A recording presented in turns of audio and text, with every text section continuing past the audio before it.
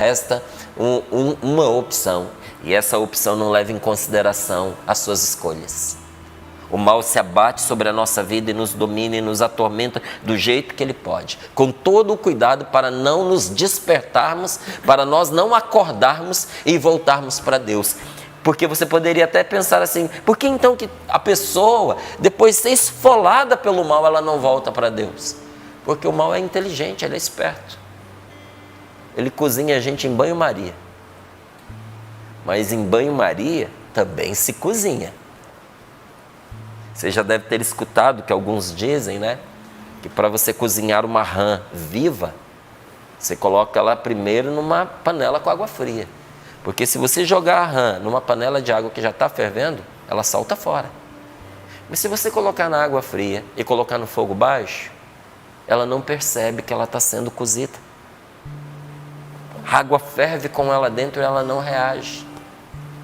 Gente, o mal vai cozinhando a gente devagarinho. A gente vai dando um passinho de cada vez, a gente acha que está tudo bem.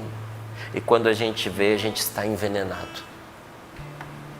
Eu contei um tempo atrás, algumas vezes eu contei porque eu aprendi tanto com essa situação. Eu fui fazer um trabalho lá na minha casa de invernizar algo para não ter umidade, não é?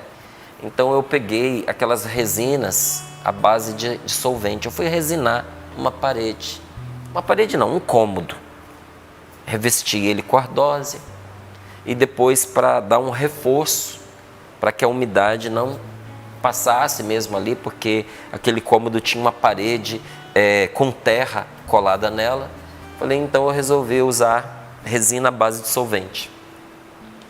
E a saída do cômodo tem uma portinha, muito pequena. Eu pensei que o ar iria circular ali dentro.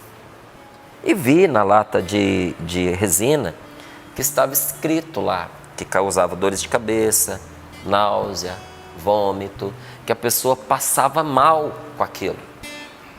Então, eu tive os cuidados que eu achei que eram suficientes. Coloquei o prato com a resina bem longe de mim e mais perto ali da área de ventilação. Pensei comigo, não é?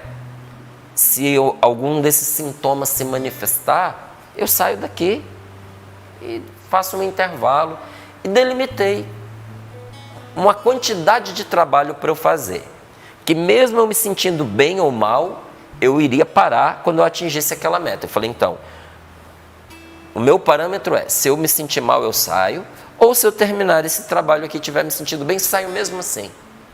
Meus queridos, eu acordei no hospital,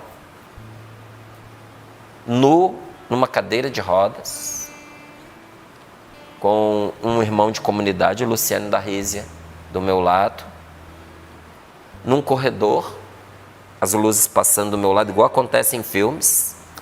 Aí você entende, né? Porque que o diretor montou aquela cena. Porque um dia ele esteve sentado naquela cadeira e ele viu como é que era. E de repente a cadeira fazendo manobra sozinho, não era eu que estava guiando, eu pensando que sonho estranho.